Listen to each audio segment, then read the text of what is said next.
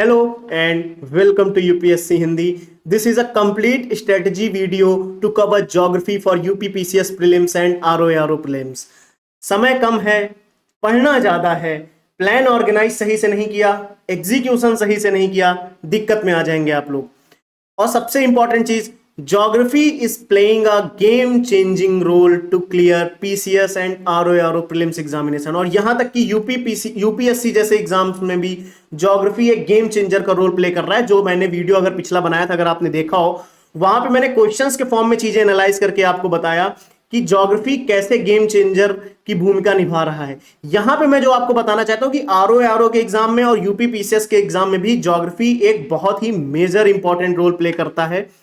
वो कैसे, वो अभी आप समझ जाओगे। लेकिन मैं फिर से एक लाइन यही कहना चाहूंगा कि अगर आपने प्लान सही से ऑर्गेनाइज नहीं किया, उसको एग्जीक्यूट सही से नहीं किया, सही डायरेक्शन में अगर पढ़ाई नहीं करी, टेस्ट सीरीज ज्वाइन नहीं करी, तो ये आपके लिए आगे कहीं ना कहीं दिक्कत कर सकता है एग्जाम में। मैं आपको आज इस स्लाइड के माध्यम से और कुछ क्वेश्चंस के माध्यम से, प्रीवियस ईयर क्वेश्चंस के माध्यम से कुछ चीजें दिखाऊंगा। बहुत ध्यान से सुनेंगे।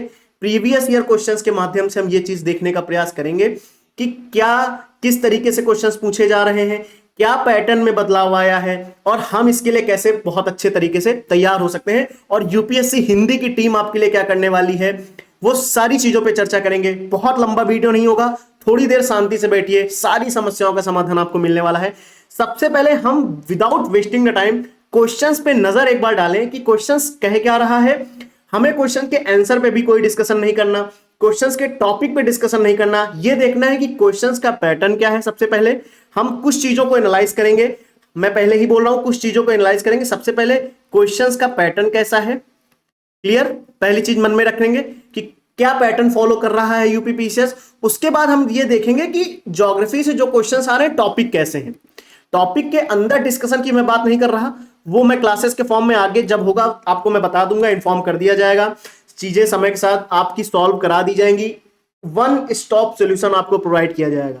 लेकिन अभी जो चीज मैं आपको बता रहा हूं कि पैटर्न पे ध्यान रखना है, टॉपिक पे ध्यान रखना है कि टॉपिक किस तरीके से ज्योग्राफी में पूछे जा रहे हैं, एंड मोस्ट इंपॉर्टेंट चीज, हम इसके लिए प्रिपेयर कैसे हो सकते हैं।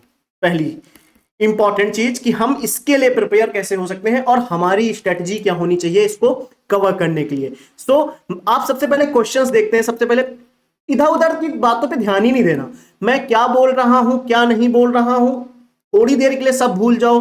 बगल में क्या हो रहा है, इधर उधर की बातों में क्या चल रहा है, कोल्ड ड्रिंक बगल में रखी है, पंखा चल रहा है कि नहीं चल रहा, थोड़ी देर के लिए ध्यान से हटाओ। सिर्फ सवाल देखो, सवाल देख के आपके मन में क्या आ रहा है उसको एनालाइज करने का प्रयास करना। आप पहला सवाल एक बार देखो, जो मैंने यहाँ पे 14 नंबर क्वेश्चन जो इस बार के जो आरओ का एग्जाम 11 फरवरी को हुआ था, उसका एक स्क्रीनशॉट मैंने सारे लगाए हैं। आप देखो, एक सवाल पूछा गया, दिए गए 4 युग्मों में, सवाल लिखा हुआ है कि दिए गए 4 युग्मों में से कितने युग्म सही सुमेलित हैं। रुक जाओ, नीचे का पोर्शन मत लिखना, नीचे जो भी पॉइंट्स लिखे गए हैं, जो भी ऑप्शंस दिए गए हैं मत देखो अभी, सिर्फ ध्यान से सुनना मैं जो बोल रहा हूं। अब उसने पहला सवाल मैच द कॉलम में दिया और पूछा कितने सही सुमेलित हैं। वर्ड पे ध्यान देना है आपको, कितने सही सुमेलित हैं। ये नहीं पूछा कौन सा सही सुमेलित है, कितने, एक सही है कि 2 सही है कि 3 सही है कि 4 सही है। क्या टफ होता है इस क्वेश्चंस में पता है आपको? इन क्वेश्चंस में रीजन क्या होता है टफ होने का, सबसे इंपॉर्टेंट कि अगर आपको कोई भी एक नहीं पता है तो आप कहीं ना कहीं क्वेश्चंस गलत करने की संभावना आपकी बढ़ जाएगी। अगर यही पे पूछा होता कौन से सही हैं और आपको इस तरीके से कहीं ऑप्शन दिए जाते, बहुत ध्यान से देखेंगे, अगर आपको ऑप्शंस कुछ इस तरीके से दिए जाते, मान लीजिए ए ऑप्शन ऐसा होता कि ए बी डी, और बी ऑप्शन होता सी बी डी, और सी ऑप्शन होता ऐसे ए बी सी डी, या डी ऑप्शन होता कि ए बी और सी। यहां अब एक चीज कॉमन निकल के आ रही, यहां से हम एलिमिनेशन मेथड को फॉलो कर सकते हैं। कैसे कि आप देख रहे हो कि बी ऑप्शन सभी में है। मैं अभी क्वेश्चंस को देखने की बात ही नहीं कर रहा कि इसमें कौन सा सही है कौन सा नहीं। अभी थोड़ी देर के लिए क्वेश्चंस अवॉइड करो, टॉपिक समझने का प्रयास करो। टॉपिक देखेंगे और पैटर्न देखेंगे। मैंने क्या बोला, पैटर्न देखेंगे, टॉपिक देखेंगे। पैटर्न मैंने देख लिया, पैटर्न ये देखा कि उसने पूछ लिया है कितने सही सुमेलित। तो इसमें अगर जब तक हमको सभी नहीं पता होंगे क्या हमें क्वेश्चंस करने की स्थिति में है, आप मुझको ये बताओ, क्या जब तक हमें सभी पॉइंट्स ना पता हो क्या हमें क्वेश्चंस कर पाएंगे? नहीं, क्योंकि मान लीजिए आपको ये दो पता है, फॉर एग्जांपल चलिए मान लेते हैं आपको ये दो पता है और ये दो नहीं पता, सही है या नहीं आपको मान लीजिए नहीं पता, तो आप कैसे बता पाओगे कि इसमें केवल दो ही सही है? हो सकता है ये दो भी सही हो सकता है ये सही हो ये गलत हो, ऑब्वियस सी बात है। आपको ये दो कंफर्म मान लीजिए सही है, आगे के दो कैसे कंफर्म करोगे सही है या गलत? इस मतलब इस मेथड में क्या होता है कि आपने देख लिया कि बी ऑप्शंस तो चारों में है बेटा, ये तो सही है ही। पॉइंट समझ आ रहा है मेरा आपको? इस तरीके से कुछ चीजों में एलिमिनेशन मेथड भी काम कर जाता है क्वेश्चंस को सॉल्व करते समय। क्या ये चीज जो भी मैंने आपको समझानी चाहिए, पैटर्न समझ आया कि जब आपको ये पॉइंट दिखे कि कितने सही सुमेलित है तो आप समझ जाएगा कि उसमें उसने अच्छी नॉलेज आपकी टेस्ट कर ली, उस क्वेश्चन ने आपकी अच्छी नॉलेज टेस्ट कर ली। क्या आपको पैटर्न समझ आ गया? तो अब आगे जो भी क्वेश्चंस इस पैटर्न में दिखेंगे क्या आप ये समझ पाओगे कि हाँ ये क्वेश्चन अच्छी नॉलेज की डिमांड कर रहा है। क्लियर हुआ है पॉइंट यहां तक? अब देखते हैं जो मैं अगला पॉइंट आपको डिस्कस करने वाला हूं, टॉपिक क्या है। उसने क्या किया, एक साइड अनुसंधानों के नाम दिए, ध्यान से सुनेंगे, एक साइड उसने अनुसंधानों के नाम दिए और एक साइड उसने प्लेसेस पूछ लिया ये अनुसंधान कहां पे है। क्लियर? शुष्क वन अनुसंधान संस्थान, हिमालय वन अनुसंधान संस्थान, वर्षा वन अनुसंधान संस्थान, उष्णकटिबंधीय वन अनुसंधान संस्थान। टॉपिक पे भी नहीं जा रहे कि कौन सा कहां पे है, ये भी डिस्कस करने का पॉइंट कोई समय नहीं है क्योंकि ये ज्योग्राफी की क्लासेस में डिस्कस हो जाएंगी सारी चीजें। लेकिन मैं आपको जो दिखाना चाहता हूं वो चीज यहां से एनालाइज करना है कि मैच द फॉलोइंग, यानी सही सुमेलित करने वाले क्वेश्चंस में आज वो अनुसंधान संस्थान दे रहा है, हो सकता वो यहां पे परमाणु संस्थान लिख दे और यहां पे लिख दे कौन से प्लेस में है, कौन से शहर पे है, कौन से स्टेट में है, या कोई भी ऐसी कोयला उत्खनन स्थान पूछ ले और यहां पे उसका प्लेस पूछ ले। यहां पे एक साइड वो नदियां पूछ ले और यहां पे वो स्टेट, यहां पे एक साइड वो नदियां लिख सकता है, एक साइड वो स्टेट लिख सकता है। थोड़ा सा माइंड चलाओ, एक साइड वो नदियां भी लिख सकता है, एक साइड वो स्टेट लिख सकता है। क्लियर? कल को वो एक और सवाल बना सकता है, एक साइड वो पर्वतों के नाम लिखे और एक साइड स्टेट्स के नाम लिखे, कौन सा कहां पाया जाता है। एक साइड वो हो सकता है, ज्योग्राफी एंड एनवायरनमेंट कई बार लिंकेजेस में क्वेश्चन पूछे जाते हैं, कई बार वो पूछा जा सकता है एक साइड वो पूछ ले आपसे वन अभ्यारण्य पूछ ले और एक साइड स्टेट लिख दे, पूछे कौन सा कहां पे पाया जाता है। ज्योग्राफी का क्वेश्चन टफ नहीं है, पहली बात तो ज्योग्राफी का क्वेश्चन टफ नहीं कि अगर आपको मालूम है तो आप कर ले जाओगे, आपको नहीं मालूम तो नहीं कर पाओगे। इसमें कोई ऊपर नीचे वाली तो बात ही नहीं है कि इसमें ये कर देंगे वो कर देंगे, पता है सॉल्व कर दोगे, नहीं पता। अब आपको अगर नहीं पता, ध्यान सुनना, अगर आपको नहीं पता है कि शुष्क वन अनुसंधान संस्थान कहां पे है तो ये सवाल कैसे करोगे आप? तो एक चीज अब मैं आपको इस स्लाइड में लिखे दे रहा हूं, एक चीज हमें यहां से समझ आ चुकी है, वो क्या कि हमें अपनी रीडिंग एबिलिटी को स्ट्रॉन्ग करने की जरूरत है, यानी जो भी पढ़ेंगे कंसंट्रेशन के साथ पढ़ेंगे। पहला पॉइंट क्लियर? आप समझ आया कि हमें कंसंट्रेशन के साथ क्यों पढ़ना चाहिए। दूसरा पॉइंट इसी में मैं बता देता हूं आपको कि विदाउट रिवीजन क्या आप चीजों को रिटेन कर पाओगे लंबे समय तक? नहीं। तो revision is the most important की टू क्लियर एनी एग्जामिनेशन। ये तो आप टैगलाइन यूज कर लो, कहीं पे स्टेटस लगा लो, अपना अबाउट स्टेटस बना लो जब तक एग्जाम नहीं क्लियर हो रहा, कि revision is the most important की टू क्लियर एनी एग्जामिनेशन। और कि अगर हमने प्रैक्टिस नहीं करी तो वो प्रैक्टिस वो रिवीजन हम टेस्ट के फॉर्म में भी कर सकते हैं, या जैसा भी आप ब्लैंक पेज टेक्निक अगर यूज करते हो, जो कि मैंने ध्रुव बैच की क्लासेस में बता रखा है कि वो ब्लैंक पेज टेक्निक कैसे फॉलो की जाती है, वहां पे तो सारी चीजें एनालाइज करते हैं जब मेंस के पर्सपेक्टिव में पढ़ते हैं। और अच्छा, मेंस की बात मैं अगर कर दूं, मेंस के लिए मैं 1 मिनट के लिए बता देता हूं, हिंदी माध्यम में बहुत अच्छा टैलेंट है, बहुत अच्छा टैलेंट आपको देखने को मिलेगा, लेकिन फिर भी आप देखोगे रिजल्ट में कमी। क्यों? कई बार चीजें होती हैं कि जो हिंदी माध्यम का विद्यार्थी है वो प्रीलिम्स की तैयारी पहले करता है, मेंस प्रीलिम्स के बाद देखता है। ऐसा नहीं होना चाहिए। पहली चीज, आपकी आंसर राइटिंग प्रैक्टिस 0 रहती है। आपको लिखने को ना कहा जाए, ज्ञान देने को कह दिया जाए, लिखने को ना कहा जाए। टॉपिक पढ़ के जाओगे, सामने वाले को ज्ञान दे दोगे, प्रैक्टिस करने को कोई ना कहे आपसे। कई प्रॉब्लम्स होती हैं। कई बार हम देखते हैं कि मेरी जानकारी में 2 से 3 विद्यार्थी ऐसे हैं जो पढ़ने में काफी अच्छे हैं, लेकिन उनको टॉपिक अगर बोल दिया जाए कि चलिए जेट स्ट्रीम के बारे में कुछ बताइए, तो वो जेट स्ट्रीम के बारे में आधा घंटा आपको समझा देंगे, सारे कॉन्सेप्ट समझा देंगे, लिंकेजेस बना देंगे, लेकिन जब उनसे लिखने को कहा जाएगा तो उनका भाषा प्रवाह अच्छा नहीं है, शब्दों को कैसे लिखना है वो सही नहीं है, जो किसी भी विषय की जो वोकैबुलरी होती है, जो शब्दकोश होता है, वो उनका स्ट्रांग नहीं है। फॉर एग्जांपल मैं बताता हूं, अभी मैं किसी भी विषय पे आप बात करो उनसे तो कई विद्यार्थी आपको मिलेंगे, आप अपने आप से भी रिलेट कर सकते हो। क्या आपके पास किसी भी विषय से रिलेटेड शब्दकोश है पर्याप्त कि नहीं, जो आप लिख सको। एग्जाम, आपको कितनी नॉलेज है, ध्यान से सुनेंगे, आपको कितनी नॉलेज है ये कोई पूछने नहीं आ रहा आपसे। आप एग्जाम में 3 घंटे में क्या प्रोड्यूस करके आ रहे हो, क्या एग्जामिनर को दिखा के आ रहे हो, वो मैटर करता है। और वहां पे ज्ञान झाड़ने की जरूरत नहीं होती, वहां पे जो पूछा गया है उसको टू द पॉइंट, सही शब्दों में, ऑर्गेनाइज्ड तरीके से, mind map, flow chart, diagram का यूज करके एग्जाम में दिखा के, ये होती है मेंस की। खैर वो तो चीजें, सारी चीजें एनालाइज करते हैं हम ध्रुव बैच में, लेकिन जो चीज मैं आपको समझाना चाह रहा हूं कि रिवीजन, जो यहां से मैं समझा रहा हूं, revision is the most important. तो अभी तक की जो मैंने 10 मिनट की क्लास हुई, वहां से एक चीज तो समझ आ गई कि अगर सही सुमेलित करने वाले सवाल आएंगे तो उनको सॉल्व करने के लिए हमारे पास नॉलेज अच्छी होनी चाहिए। क्लियर हुआ है पॉइंट? उन सवालों को सॉल्व करने के लिए हमारे पास नॉलेज अच्छी होनी चाहिए। क्लियर हुआ है पॉइंट? फॉर एग्जाम्पल, अगर एक साइड वो वन अनुसंधान केंद्र दे रहा है, कल को वो एक साइड पर्वत श्रृंखलाएं दे दे और एक साइड स्टेट दे दे, कौन सी स्टेट में है। फॉर एग्जाम्पल, मैं आपसे बात कर रहा हूं, एक साइड वो कल को पर्वत लिख दे और एक साइड स्टेट लिख दे, आपको कोई पर्वत अगर नहीं पता कहां पाया जाता है तो आप कैसे सॉल्व करोगे बताओ। जस्ट कोई इधर उधर की दिमाग लगानी नहीं, आप मुझको सिर्फ इतना बताओ, एक साइड वो 4 पर्वतों के नाम लिखे और एक साइड वो लिख दे स्टेट्स के नाम। अगर आपको नहीं पता है कौन सा पर्वत कौन से स्टेट में पाया जाता है तो क्या वो आप सवाल सॉल्व कर पाओगे या नहीं? सिर्फ इसका जवाब दो। आई थिंक जवाब आपने खुद को दे दिया होगा कि नहीं कर पाएंगे अगर हमें नहीं पता। तो इसका सोल्यूशन क्या है? रीडिंग जब भी करना है कंसंट्रेशन के साथ करना है, उसके बाद हमें रिवीजन और टेस्ट पे फोकस करना है। यूपीएससी हिंदी में और की टेस्ट सीरीज स्टार्ट हो चुकी है। सारे क्वेश्चंस उसी पैटर्न पे हैं, सारी चीजें उसी ऑर्गेनाइज तरीके से की जा रही ताकि आपकी टॉपिक्स स्ट्रांग हो सके। तो वो उसके बारे में डिटेल आप टेलीग्राम में पूछ सकते हो सर से, सारी इंफॉर्मेशन मिल जाएगी। लेकिन आप जहां से कर रहे हो वो आपके ऊपर मैटर करता है। लेकिन मैंने अपनी तरफ से मैंने बता दिया कि उसकी टेस्ट सीरीज मैंने खुद देखी है और यहां तक कि मेरे द्वारा भी बहुत सारे क्वेश्चन उसमें चीजें देखी गई हैं। तो आप वहां से रिवीजन और टेस्ट सीरीज को फॉलो कर सकते हो। क्लियर हुआ है पॉइंट? पहली चीज ध्यान रखना कि हमें रिवीजन पे सबसे ज्यादा जोर देना है। और एक चीज ध्यान रखनी है, मैं फिर से आपको बता देता हूं, सबसे इंपॉर्टेंट, रीडिंग कंसंट्रेशन के साथ होनी चाहिए। क्लियर हुआ है पॉइंट? और एक सरप्राइज है, इस वीडियो के लास्ट में मैं ओपन कर दूंगा।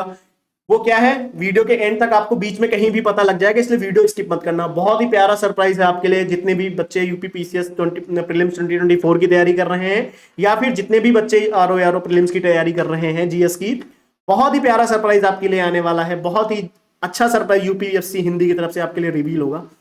डोंट वरी, अभी आगे देखते हैं क्या मैं बताना चाहता हूं। एक चीज क्लियर हो चुकी है, एक क्वेश्चन देखते हैं, नेक्स्ट क्वेश्चन क्या है उसको देखते हैं। एक कथन है और उसका रीजन है, हिमालय के उत्तरी ढलानों पे दक्षिणी ढलानों की तुलना में अधिक घना वनस्पति आवरण है। हिमालय के दक्षिणी ढलानों पर उत्तरी ढलानों की तुलना में अधिक वर्षा होती है।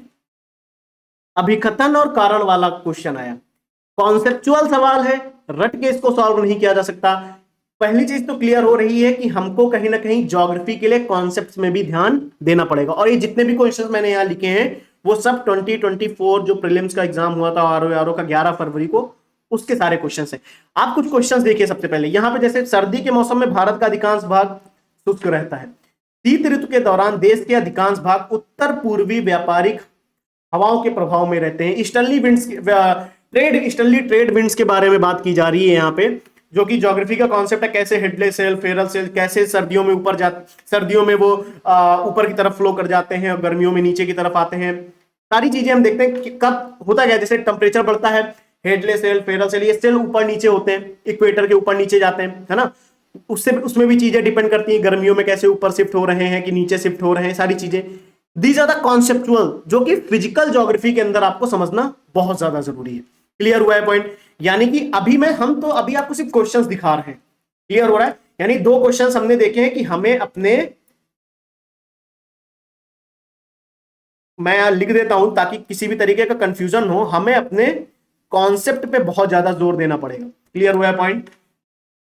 यानी स्टैटिक पोर्शन तो हमें अपना स्ट्रॉन्ग करना ही है। हमने मात्र 3 सवाल देखे हैं और चीज समझ आ चुकी है कि हमें अपना स्टैटिक भी स्ट्रॉन्ग करना पड़ेगा कि कौन सी चीज कहां पाई जा रही है, और हमें अपने कॉन्सेप्ट्स पे भी ध्यान देना पड़ेगा कि अगर कॉन्सेप्चुअल सवाल आता है तो वो हमारा गलत नहीं होना चाहिए। क्लियर हुआ है पॉइंट? नेक्स्ट क्वेश्चन देखते क्या कह रहा है। यूरोप में राइन नदी, देखो सवाल देखिए सबसे पहले पढ़िए, यूरोप में राइन नदी के संदर्भ में निम्नलिखित में से कौन सा कथन सही है? यूरोप में राइन नदी, ज्योग्राफी का सवाल है, रिवर पे सवाल पूछ लिया गया। राइन नदी उत्तरी जर्मनी की औद्योगिक गतिविधियों के लिए एक महत्वपूर्ण मार्ग है। रॉटरडैम का बंदरगाह राइन नदी के मुहाने पर स्थित है। क्वेश्चन किसका है? ज्योग्राफी का। रिवर पे सवाल आया है, अगर आपको राइन नदी के इंफॉर्मेशन और मैप बेस्ड इंफॉर्मेशन नहीं है तो क्या ये सवाल आप सॉल्व कर पाओगे? बस इतना बताइए।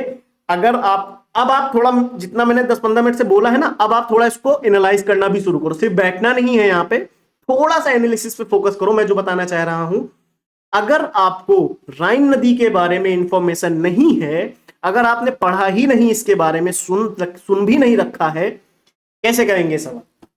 क्या ये सवाल कर पाने की स्थिति में है आप? नहीं, अभी नहीं। अगर आपने, जब आप तैयारी कर रहे हो उसके बाद अगर आपने इन चीजों को नहीं पढ़ा तब तो नहीं कर पाओगे। क्लियर है? इसलिए कुछ इंफॉर्मेशन होना जरूरी है।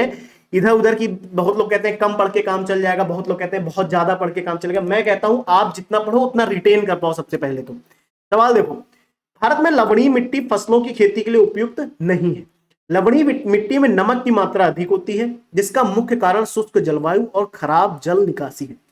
इसको हम एग्रीकल्चर से भी रिलेट कर सकते हैं इस सवाल को।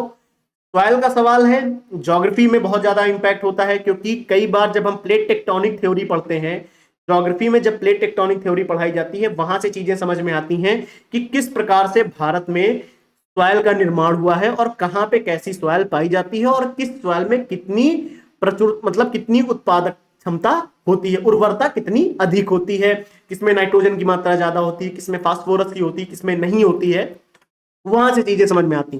तो कई बार हमें यह भी समझना जरूरी है। अभी तो मैंने आपको सिर्फ दो चीजों पे फोकस करने के लिए कहा है, टॉपिक एंड पैटर्न। तो टॉपिक तो अभी मैं आपको सारे दिखाऊंगा, डोंट वरी। अगर आपको लग रहा है कि मास्टर टॉपिक दिखाएगा कि नहीं, तो ये सारे टॉपिक आपके सामने मैंने ऑलरेडी लिख रखे हैं, तो उसकी चिंता नहीं करनी। पैटर्न पे फोकस कर लो कि एक पैटर्न हमने देखा सही सुमेलित है या नहीं है। सिंपल सवाल था, लेकिन अगर इंफॉर्मेशन नहीं है तो नहीं कर पाएंगे, क्योंकि उसने अंत में लिख दिया है कितने सही सुमेलित है। तो जब तक सारे नहीं पता होंगे हम इसको सॉल्व नहीं कर पाएंगे।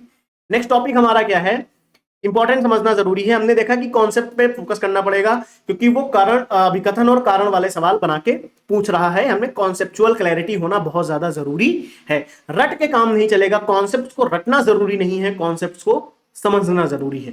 तो आपकी आज की क्लास एक ही स्लाइड में रहेगी। मैं क्या कह रहा हूं, आपकी आज की जो क्लास है, छोटी सी जो है 40 से 35-40 मिनट की, ये आज ही, मतलब आज एक ही स्लाइड में रहने वाली है। क्यों? क्योंकि आप देखोगे अब सारी चीजें आगे वही मिलने वाली हैं, या तो पैटर्न पे हम डिस्कस कर रहे होंगे या टॉपिक पे। अब आप थोड़ा सा प्रिपेयर हो चुके हो, 15 से 20 मिनट हम समय लगा चुके हैं, आपको समझा चुके हैं। अब थोड़ा तेजी से सरसरी निगाह से सिर्फ सवाल देखते हैं और टॉपिक या पैटर्न समझने का प्रयास करते हैं। सवाल देखो, भारत में रबी फसलों की खेती मुख्य रूप से पंजाब और हरियाणा जैसे उत्तर पश्चिमी राज्यों में की जाती है। ध्यान से सुनेंगे अगली लाइन, इन राज्यों में रबी फसलों की सफलता सर्दियों के दौरान पश्चिमी उष्णकटिबंधीय चक्रवातों के कारण होने वाली बारिश पर निर्भर करती है। पश्चिमी उष्णकटिबंधीय चक्रवातों के कारण होने वाली बारिश पर निर्भर करती है। क्यों इन साइक्लोन्स पे ये खेती निर्भर करती है? कहीं ना कहीं ये हमें कॉन्सेप्चुअल क्लैरिटी के फॉर्म में ही ये सवाल हम कर पाएंगे। रट के हम ज्यादा दूर आगे नहीं जा सकते। यहां से भी समझ आए कि हमें अपने कॉन्सेप्ट पे ध्यान देना बहुत ज्यादा जरूरी है। और अगर आप एक चीज नोट करना चाहो तो मैं यहां पे बता देता हूं कि हमें कहीं ना कहीं एग्रीकल्चर को ज्योग्राफी से रिलेट करके पढ़ना चाहिए। क्लियर हुआ मेरा पॉइंट? एग्रीकल्चर को ज्योग्राफी से रिलेट करके पढ़ना चाहिए, ध्यान रखेंगे इस पॉइंट को। अगला क्वेश्चन देखते हैं क्या पूछ रहा है। रूस में कुजबास क्षेत्र के संदर्भ में, कुछ सवाल नहीं है, इसने रूस के कुजबास क्षेत्र के बारे में पूछ लिया है कि किससे रिलेटेड है। यह क्षेत्र कोयला और लौह अयस्क में समृद्ध है। नोवोसिबिर्स्क इस क्षेत्र के महत्वपूर्ण औद्योगिक केंद्र हैं। बताओ, मैं ये नहीं जानना चाहता कि आपको ये क्वेश्चन आता है नहीं, मैं सिर्फ इतना जानना चाहता हूं कि रूस, अगर आपने वर्ल्ड ज्योग्राफी में जो प्लेसेस हैं उन प्लेसेस में कहां कहां पे मिनरल्स पाए जाते हैं, कहां कहां पे, अब आपको समझ आया कि मैं क्यों फोकस कर रहा हूं कि स्टैटिक वाला पोर्शन भी हमारे लिए इंपॉर्टेंट है। कॉन्सेप्ट तो इंपॉर्टेंट है, हमें कई बार इन पे भी फोकस करना जरूरी है। कौन सा मिनरल कहां पाया जाता है, हम अपने इंडिया का तो देखते ही हैं, हमें कहीं ना कहीं वर्ल्ड का देखने की जरूरत है। क्लियर हुआ है पॉइंट इस सवाल को देख के? यानी कि टॉपिक समझ आ रहा है ना, हमें मिनरल्स का टॉपिक एक निकल के आ रहा है कि हमें मिनरल्स पे भी फोकस करना पड़ेगा। एग्रीकल्चर का पॉइंट क्लियर हुआ, मिनरल समझने पड़ेंगे। हमें कहीं ना कहीं ये जो तेल संशोधन शालाएं हैं इन पे फोकस करना पड़ेगा। देखो नीचे दिए गए कूट से सही उत्तर चुनिए। अच्छा ये क्वेश्चन आप देखो, इसमें थोड़ा सा आपके लिए आसान कर देगा हूं, आप एलिमिनेट कर सकते हो, लेकिन अभी वो एलिमिनेशन मेथड पे नहीं जा रहे हैं। अभी हम इस पे जा रहे हैं कि इस सवाल में एक साइड में उसने तेल शोधनशाला लिखी है और एक साइड में राज्य, और यही मैं आपसे डिस्कस कर रहा था। सेम सवाल रिपीट हुआ या नहीं हुआ? क्लियर? एक साइड को कुछ भी लिख के दे सकता है, तो हमें इसके लिए प्रिपेयर रहना है जब इस तरीके की चीजें हम पढ़ रहे हैं, ध्यान रखेंगे। अगला सवाल एक सवाल है कि उत्तर प्रदेश 9 आर्थिक क्षेत्रों में बटा। उत्तर प्रदेश में 11 कृषि जलवायु क्षेत्र है। ज्योग्राफिकल लोकेशन पे डायरेक्ट सवाल है, कितने जोन्स में बांटा गया, सारी चीजें। अगला सवाल देखते हैं क्या कह रहा है। गाजा पट्टी, इसकी सीमा मिस्र से लगती है, इसकी सीमा इजराइल से लगती है। वर्ल्ड मैप की जानकारी होनी चाहिए। हेलो वेट, मैं इससे लिख लेता हूं। वर्ल्ड मैप की जानकारी होनी चाहिए। कोई डाउट यहां तक? अगला सवाल देखते हैं। मैं कह रहा हूं सिर्फ सवाल देखो, पैटर्न देखो, इधर उधर भटकना नहीं है। सवाल देखो, पैटर्न देखो किस तरीके से पूछ रहा है, टॉपिक समझने का प्रयास करो कि ये टॉपिक्स तो हमें पढ़ने जरूरी हैं ही, क्योंकि जस्ट पिछले सवाल पूछे गए, पिछले साल पूछे गए। भारत में बोर्ड मुख्यालय सुमेलित नहीं है। कॉफी बोर्ड हैदराबाद, मसाला बोर्ड कोची, चाय board Kolkata, rubber board Kottayam. Clear हो रहा है? वो अभी इस तरीके के बोर्ड पूछ रहा है, कल को किसी और संस्थान के बारे में, किसी और बोर्ड के बारे में पूछ सकता है। जस्ट इसके बगल वाला सवाल देखो, एक साइड उसने राजधानी लिख रखी है और एक साइड देश। नहीं पता है क्या कर पाओगे? अगर आपको राजधानी और राज्य, राजधानी और देश नहीं पता है, तो क्या ऐसे सवाल करने की स्थिति में हैं आप? नहीं। मैं फिर कहना चाह रहा हूं, ज्योग्राफी 20 से 25 सवाल लाए थे और एक करंट अफेयर वाले मैंने नहीं ऐड किए हैं, लेकिन मैं फिर कहना चाहूंगा कि हमें इसके लिए सिर्फ ज्योग्राफी ही नहीं, मैं अभी आगे 1-2 वीडियोस और आपके लिए लेके आने वाला हूं, सिर्फ ये दिखाने के लिए कि एक बार क्वेश्चंस को एनालाइज कर लो जल्दी से। ये पीडीएफ आपको दे दी जाएगी, टेलीग्राम पे ज्वाइन हो, टेलीग्राम पे आपको पीडीएफ मिलेगी और टेलीग्राम की लिंक डिस्क्रिप्शन में है। सबसे पहले तो ये आप इन क्वेश्चंस को देखो। हेलो हेलो, सो गए? सो गए? सबसे पहले इन पीडीएफ्स को देखो, क्वेश्चंस पे नजर दौड़ाओ, टॉपिक देखने का प्रयास करो, क्वेश्चन समझने का प्रयास करो, पैटर्न देखने का प्रयास करो, उसके बाद रीडिंग में आओ कि हमें चीजों को पढ़ना कैसे है। बुक खोल के पढ़ने नहीं लगना है, कहीं ना कहीं चीजों को उस फॉर्म में पढ़ना है कि जिस फॉर्म में क्वेश्चंस पूछे जा रहे हैं। ध्यान से देखते हैं आगे क्या कह रहा है। ज्योग्राफी का सवाल है, पश्चिमी घाट के विभिन्न दर्रे जिन्हें घाट कहा जाता है, उत्तर से दक्षिण का सही क्रम। एक पैटर्न हमको यहां से और मिल गया देखने को कि कल को वो आपसे कॉन्सेप्ट्स के साथ साथ ऑर्डर में भी लगाने को दे सकता है। वो कुछ प्लेसेस होंगे जिनको हमें ऑर्डर में लगाने को दिया जा सकता है। हो सकता है आज वो अभी सवाल में उसने घाटों को दिया है, कल वो रिवर को दे सकता है, कल वो पर्वत श्रृंखलाओं को दे सकता है। क्लियर हो रहा है मेरा पॉइंट? हेलो, आज उसने ये घाट पूछे हैं, हो सकता है रिवर पूछ ले, एक ऑर्डर में रिवर लगा दो, उत्तर से दक्षिण के क्रम में लगा दो, पूरब से पश्चिम के क्रम में लगा दो, राइट। हो सकता है वो सवाल आपसे पूछ ले कि पर्वत श्रृंखलाएं हैं, जो पर्वत पाए जा रहे हैं, इनको उत्तर से दक्षिण के क्रम में लगा दो, पूरब से पश्चिम के क्रम में लगा दो। क्लियर हो रहा है पॉइंट? हेलो, ये समझने का प्रयास करना जो मैं समझा रहा हूं, सोना नहीं। ये आज घाट दिया है, कल को वो नदियां दे सकता है, पर्वत दे सकता है, पठार दे सकता है, दर्रे पूछ सकता है आपसे। क्लियर हो रहा है पॉइंट?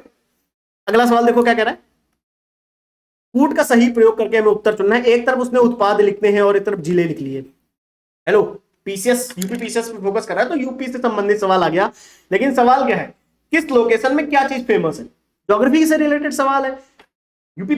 हम यूपी स्पेशल में इसको जोड़ सकते हैं कि चलो ये यूपी जीके का सवाल है, लेकिन यूपी जीके का सवाल है, लेकिन देखो कौन से जिले में कौन सी चीज पाई जा रही है हमें पता होनी चाहिए, राइट। तो इसको हम ज्योग्राफी से कई बार जोड़ के एनालाइज कर सकते हैं। अगर आप हटाना चाहो ज्योग्राफी से हटा सकते हो, लेकिन कहीं ना कहीं ये चीजें हम ज्योग्राफी के कॉन्टेक्स्ट में पढ़ते जरूर हैं। एक बार यूपी, जब यूपी की खासतौर पे ज्योग्राफी का लोकेशन पढ़ने का प्रयास करते हैं।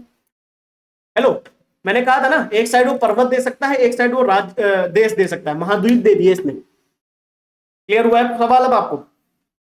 अभी तो सवाल सरल है आपके लिए, क्योंकि उसने ये नहीं लिखा कितने सही सुमेलित, उसने कहा सही सुमेलित कर दो, मैच द फॉलोइंग बना दो मेरे लिए। अभी तो आपको बनाना पड़ रहा है, तो बना दोगे। उसने पूछ लिया बनाना नहीं है, बता दो कौन से सही है, बस परेशान हो जाओगे, क्योंकि रीडिंग हमारी एक ऑर्डर में नहीं होती, रिवीजन हमारा ऑर्डर में नहीं होता।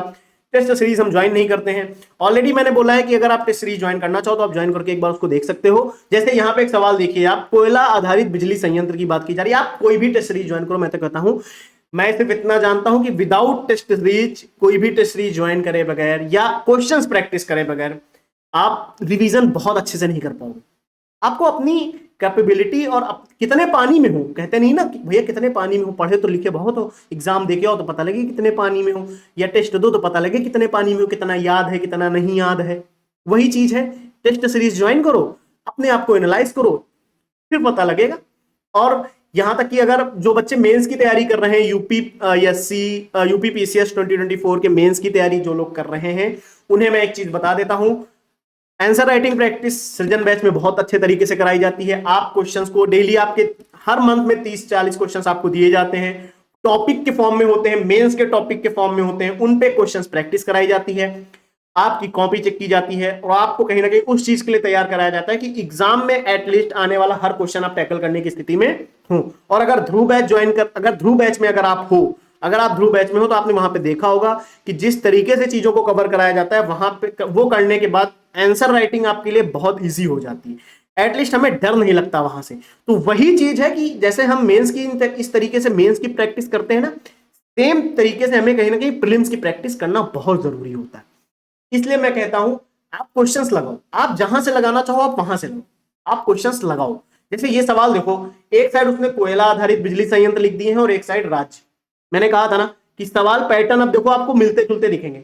अब यहां पे कोई दिक्कत हो रही है आपको पैटर्न देखने में, वो अलग बात है कि अभी टॉपिक्स हम सारे देख लेंगे, 2 मिनट के अंदर सारे टॉपिक्स आपको पीडीएफ के फॉर्म में मिल जाएंगे, लेकिन ये चीज समझ आई।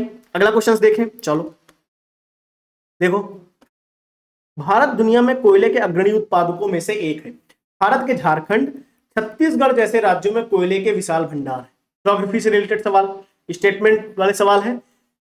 ग्रेट बैरियर रीफ ऑस्ट्रेलिया के उत्तर पूर्वी तट पर स्थित है, इसकी लंबाई 2500 किलोमीटर अधिक है। ज्योग्राफी का सवाल, इंफॉर्मेशन बेस्ड सवाल है, स्टैटिक सवाल है, कोई कॉन्सेप्ट नहीं, स्टैटिक सवाल है डायरेक्ट। क्लियर हुआ? अगला देखो, यूरोप के किसी देश की राजधानी नहीं है। स्टैटिक सवाल है, इंफॉर्मेशन है तो कर लेगा, नहीं तो नहीं कर पाओगे। अगला सवाल देखो क्या कह रहा है, लाल मिट्टी का रंग लोहे के उच्च अनुपात के बजाय उसके व्यापक प्रसार के कारण होता है। उनमें आमतौर पर नाइट्रोजन, फास्फोरस और ह्यूमस की कमी होती है। थोड़ा सा कॉन्सेप्ट का सवाल है ये, जब आप ज्योग्राफी पढ़ते हो तो वहां पे चीजें क्लियर हो जाती है, लेकिन सवाल का पैटर्न क्या है, अभी कथन और कारण वाला। क्लियर हो रहा है? अगला सवाल देखो क्या कह रहा है, एक तरफ उसने कृषि पद्धति लिख दी, एक तरफ क्षेत्र लिख दिया। हेलो, एक तरफ पर्वत, एक तरफ राज्य, एक तरफ नदियां, एक तरफ राज्य, एक तरफ कोयला संस्थान, एक कोयला उत्खनन स्थान, एक तरफ राज्य, एक तरफ पर्वत, एक तरफ महाद्वीप, एक तरफ कृषि पद्धति, एक तरफ क्षेत्र। हेलो, क्लियर हुआ ये पॉइंट?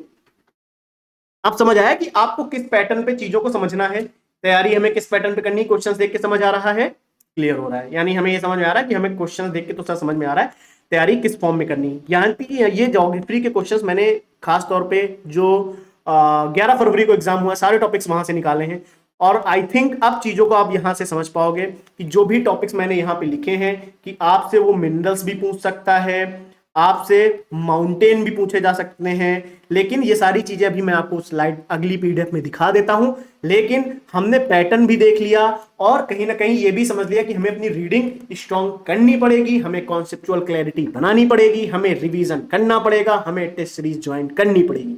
क्वेश्चंस प्रैक्टिस के लिए कहीं ना कहीं क्वेश्चंस प्रैक्टिस करनी पड़ेगी। आप ये भी कह सकते हो कि क्वेश्चंस की प्रैक्टिस आपको करनी पड़ेगी। और ये मैंने आज की टैगलाइन आपको दे दी है, आप अपने इसको अबाउट स्टेटस में लगा लीजिए कि revision is the most important की टू क्लियर एनी एग्जामिनेशन। और रिवीजन किसी भी फॉर्म में हो सकता है, आप टेस्ट के फॉर्म में भी कर सकते हो, ब्लैंक पेज टेक्निक फॉलो कर सकते हो, आंख मूंद के रास्ते में चलते चलते जो भी टॉपिक पढ़ा है दिन भर में उसको गाते हुए जा सकते हो, वो आपके ऊपर डिपेंड करता है। अब अगले 3 से 4-5 मिनट में मैं आपको कुछ चीजें दिखा देता हूं कुछ समय लेके, क्योंकि टॉपिक्स हमारे लिए बहुत ज्यादा इंपॉर्टेंट होते हैं। कई बार हम नहीं समझ पाते कि कौन। अब ये टॉपिक लिस्ट आप अपने पास रखोगे ज्योग्राफी पढ़ते समय। आपके क्या नोट्स हैं, मैं फिर कह रहा हूं, आपके क्या नोट्स हैं, आपने अभी तक कहां से तैयारी करी है, ध्यान से सुनोगे, आपने अभी तक तैयारी कहां से करी, बहुत इंपॉर्टेंट है, आपने अभी तक तैयारी कहां से करी। क्लियर? आपके नोट्स अभी तक प्रिपेयर थे या नहीं थे, कौन सी बुक्स फॉलो कर रहे हो, कौन से वीडियोस फॉलो कर रहे हो, कहां से पढ़ रहे हो, कोई नहीं पूछने वाला।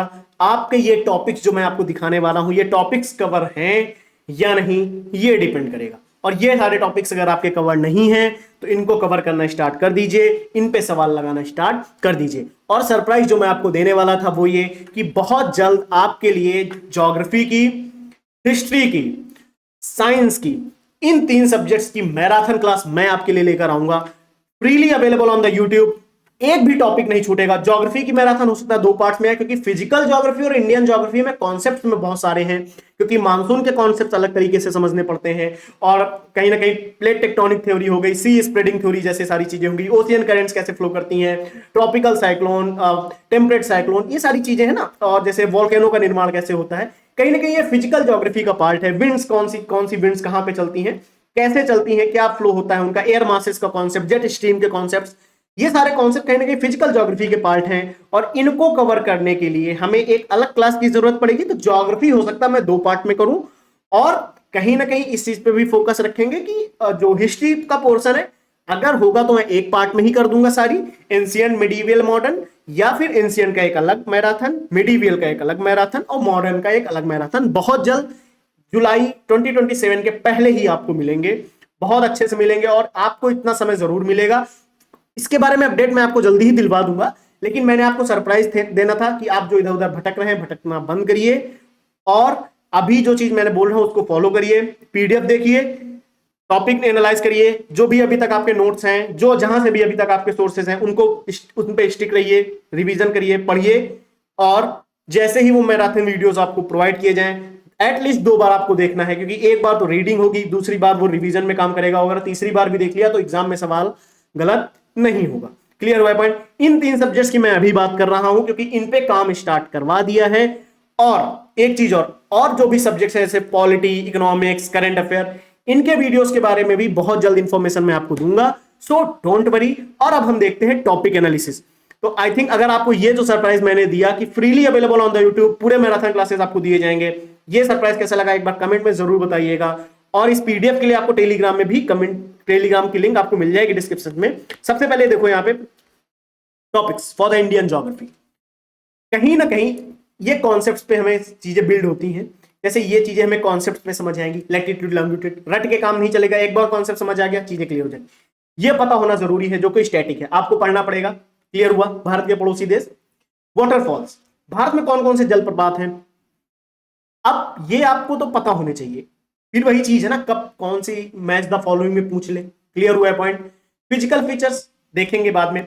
दक्षिण और मध्य भारत की पर्वत श्रृंखलाएं, यानी ये देखो mountain range, mountain range and hills की बात कर रहा है, वही चीज है। अभी हम देख के आए हैं, कोई डर की बात ही नहीं, अभी देख के आए सर, हाँ इस तरीके के सवाल पूछे जाते हैं, इस तरीके से कर लेंगे उनको, कि हमें कहीं ना कहीं याद होने चाहिए, और प्रैक्टिस में उस तरीके से सॉल्व करेंगे। क्लियर हुआ है topic?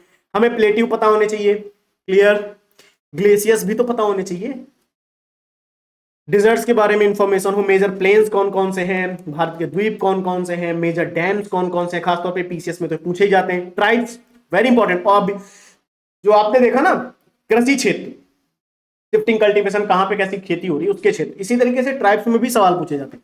Drainage system, river system हमें पता होना चाहिए, major rivers of the India, उनकी ट्रिब्यूटरीज। अच्छा, कई बार वो जो उनकी सहायक नदियां होती है उनको ऑर्डर में लगाने के बोल देता, उनको बोल देता है कि उत्तर से पश्चिम में, उत्तर से दक्षिण में ऑर्डर में लगाओ, पूरब से पश्चिम में ऑर्डर में लगाओ। लेक्स, अच्छा ये ज्योग्राफी की, फिजिकल ज्योग्राफी का डायरेक्ट कॉन्सेप्ट पार्ट है। Climate and weather of India, ये भी उसी में समझते हैं। Ground water resources, natural and disasters की बात कर रहा है। अब देखो सॉइल पता होनी चाहिए हमें, सॉइल इरोजन क्या होता है, natural vegetation, irrigation project and canals. अगर बहुउद्देशीय परियोजना की बात करें, भारत के खनिज और ऊर्जा संसाधन, विच इज इंपॉर्टेंट। अच्छा, ये टॉपिक्स अब आपको लग रहा होगा सर इतनी जल्दी कहा जा रहा है, इन टॉपिक्स में मैं क्या बात करूं आपसे, क्योंकि क्वेश्चंस तो आपने देख लिए। अब खनिज और ऊर्जा संसाधन में सवाल आएगा तो कौन सा खनिज कहां पे पाया जाता है, एक साइड खनिज, एक साइड राज्य, खत्म। कॉन्सेप्ट, जब मैं कॉन्सेप्ट बोल रहा हूं तो आपको पिक्चर ध्यान में आनी चाहिए कि हाँ रीजनिंग एजर्सन वाले सवाल आएंगे, जो अभी कथन और कारण वाले है ना, एजर्सन रीजन वाले सवाल होंगे। क्लियर हो रहा है पॉइंट? ट्राइब्स की जैसे मैंने बात करी थी, अब जैसे ट्रांसपोर्ट की यहाँ बात कर लो, उद्योगों की बात कर लो, बंदरगाहों की बात कर लो। क्लियर हो रहा है पॉइंट? इन सब के बारे में आपको मैं क्लास दूंगा, डोंट वरी। जो मैराथनों की सारी चीजें वहां पे कवर होने वाली हैं। जब हम फिजिकल ज्योग्राफी की बात करते हो तो हमें कहीं ना कहीं एटमॉस्फेयर पे पूरा फोकस करना पड़ता है, solar radiation, atmospheric pressure, cyclone and winds पे बहुत ज्यादा फोकस करना पड़ता है। यहाँ से अक्सर सवाल बनते हुए आप देखोगे। फिर हम आते हैं अपने ह्यूमन ज्योग्राफी पे, तो आपको पता होगा कि हमें इस पे भी फोकस कहीं ना कहीं रखना पड़ता है, और अगर सबसे इंपॉर्टेंट कहीं ना कहीं इस पे फोकस के सवाल आते हैं।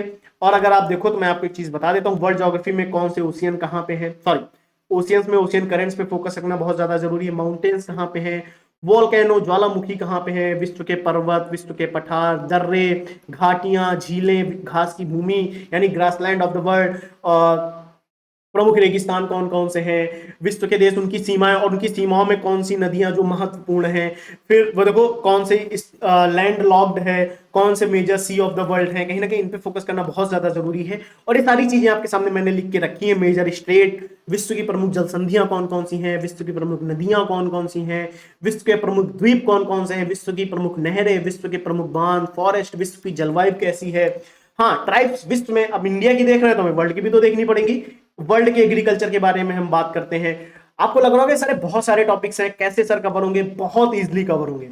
बिलीव मी, जब मैं कवर कराऊंगा मैं अपनी पूरी 100% देने का प्रयास करूंगा, पूरी मेहनत करूंगा कि सारे टॉपिक्स मैं आपके कवर करूं, हर चीज, हर इंफॉर्मेशन एक डिटेल फॉर्म में आपके पास अवेलेबल हो और एक ऑर्डर में आपके पास कहीं ना कहीं रहे, ताकि किसी भी तरीके की समस्या का सामना ना करना पड़े। और एक चीज मैं आपसे 2-4 मिनट लेके बता देता हूं, बहुत इंपॉर्टेंट है, समझना जरूरी है, वो मैं बता देता हूं।